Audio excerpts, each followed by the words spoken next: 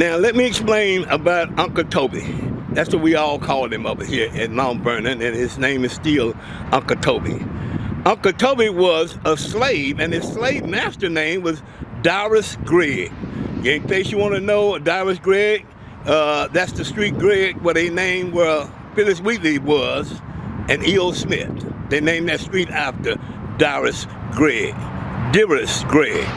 And also in 1867, as the Methodist missionary in Uncle Toby Church under the hills, he found 25 probationers and 50 members by 1871 when the congregation bought the Vine Street property from the Toby and erected the original frame chapter of the church. Had 122 members, and he bought that property. They sold him that property.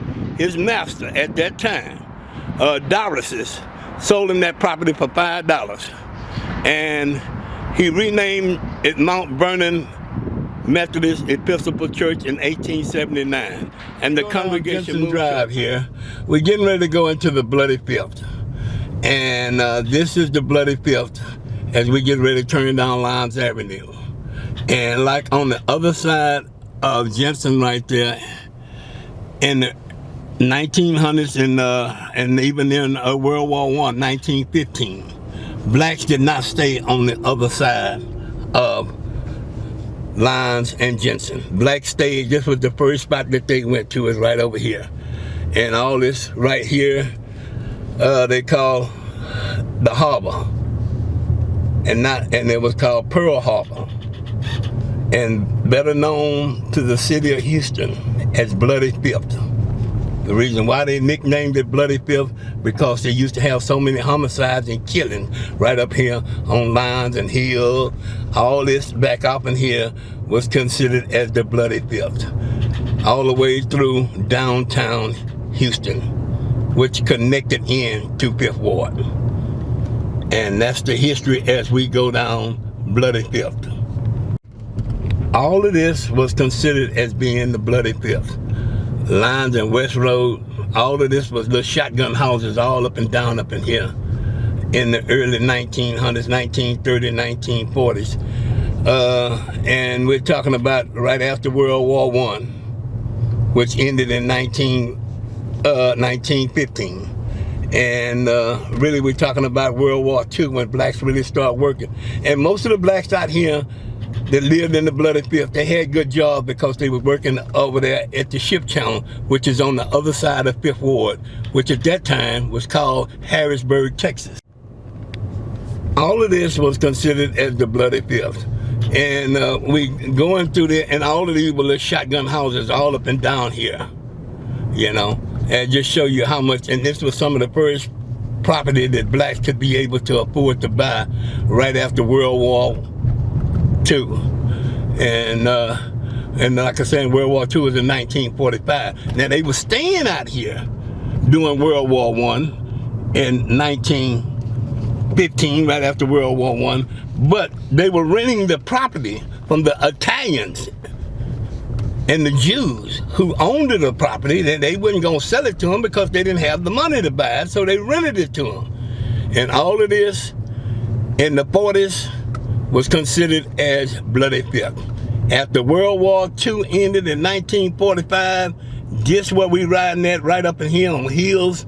All of this was called the Bloody Fifth as we turn here on Hill Street.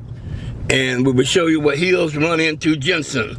But right up in here was considered little shotgun houses all up and down here. All the way down up in here.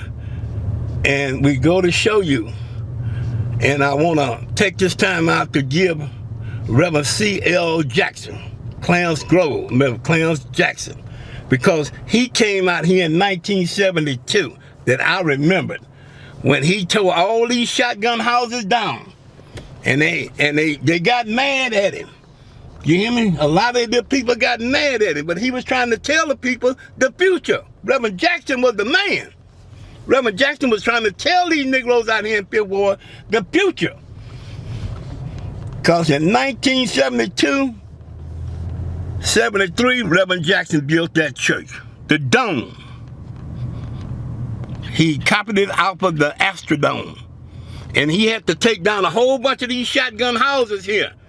And a lot of the members were mad because they said he didn't need a new church. But he knew the future of the city was about reconstruction and modernize it. They said he already had a big church. That was the original place of Pleasant Grove Missionary Baptist Church with Reverend C.O. Jackson.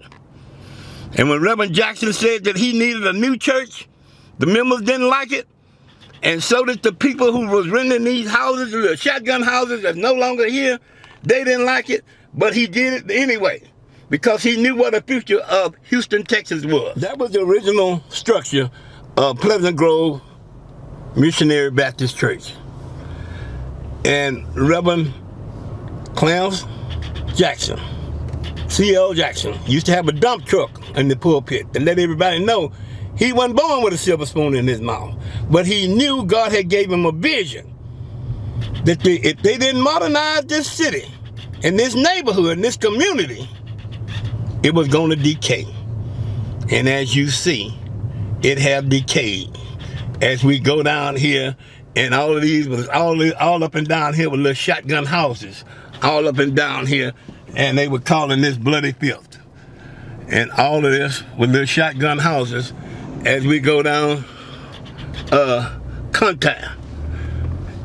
All of these with little shotgun houses all up and down here. And Reverend Jackson went on the other side of Jensen Drive and tore those little shotgun houses down so that his members could have parking spaces for his thing. And all up and down here with little shotgun houses, and people were getting killed out here every weekend. They had 50, close to 100 people every weekend that got stabbed and shot up in here. That's why they called it Bloody Fifth. The original name for it was the Pearl Harbor. With so many people in the 50s and the 60s, it was getting so bad that they renamed it the Bloody Fifth.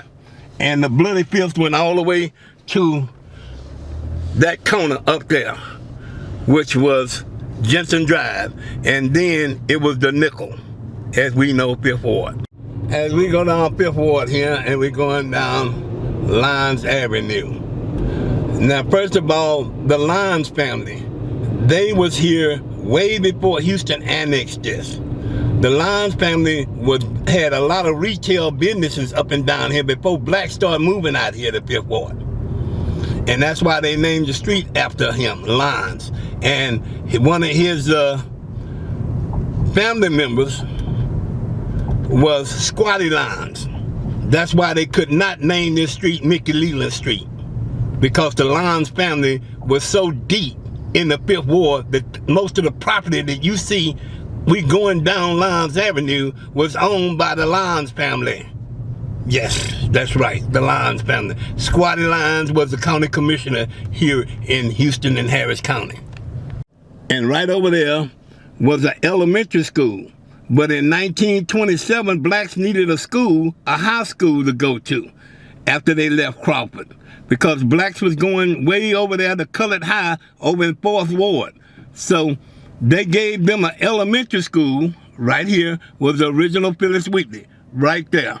And eventually that school became E.O. Smith, and they tore the school down, and now it's called Mickey Leland Academy. But as we go down here, down Griggs now, and we'll pass the famous spot, which was called Kelly Court. And Mr. Kelly is buried over there at Evergreen Cemetery right there on the corner of Lockwood and Market Street. That's where Mr. Kelly, who they named this Kelly Court after. And right here, and most of these kids that came out of Kelly Court, they went to E.O. Smith, and then they went to Phyllis Wheatley. And all up in here with little shotgun houses. I will show you how the little shotgun houses look, because they still have a few up here. See, and most of all, this land out here on the north side was one of the first spots that blacks started staying. And see, all of this was uncultivated because blacks did not have any vehicles until after World War II. After World War II, blacks was beginning to have vehicles. But before 1925, very few blacks had automobiles. And these are some of the places that blacks were staying at